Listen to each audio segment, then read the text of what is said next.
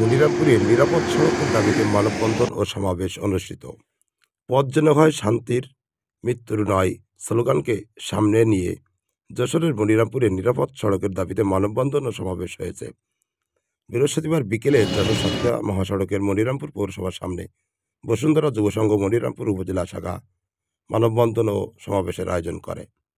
বসুন্ধরা যুবসংঘ মনিরামপুর উপজেলা শাখার আহ্বায়ক সাংস্কৃতিক ব্যক্তিত্ব এস এম হাফিজুর রহমানের সভাপতিত্বে ও দৈনিক কালের কণ্ঠ পত্রিকার প্রতিনিধি অধ্যাপক বাবুল আক্তারের সঞ্চালনায় মানববন্ধন ও সমাবেশে বক্তব্য রাখেন বসুন্ধরা শুভ সংঘের সদস্য মাস্টার মোহাম্মদ শামসুজ্জামান, আব্দুর রহমান, মোহাম্মদ মহিবুল্লাহ, বৈষম্য বিরোধী ছাত্র আন্দোলনের স্থানীয় সমন্বয়ক কামরুজ্জামান, জাকারিয়া হোসেন, হোসেন ইকবাল ছানি, তারেক জাবের, তাহমিদ, সানজিদা আক্তার, সোনিয়া, আফরিন, আনিকা, শরীফ মাহমুদ, শুভ প্রমুখ।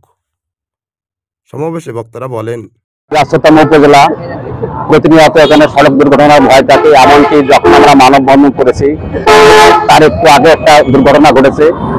বসুন্ধরা শুভ সংঘের পক্ষ থেকে আমরা চাই নিরাপদ সড়ক এবং নিরাপদ যাত্রা।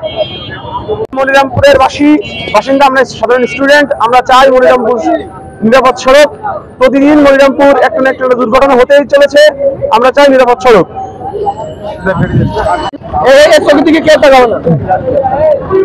আমরা বসুন্ধরা শুভ সংঘের পক্ষ থেকে আজকে মানববন্ধনে নিরাপদ সড়কের জন্য দাঁড়িয়েছি। মনিরামপুর উপজেলা বৃহত্তম একটি উপজেলা। মনিরামপুরের মেন সড়কগুলো অনেক সরু হওয়ার কারণে বিভিন্ন সময়ে বিভিন্ন সড়ক দুর্ঘটনা ঘটে যাচ্ছে।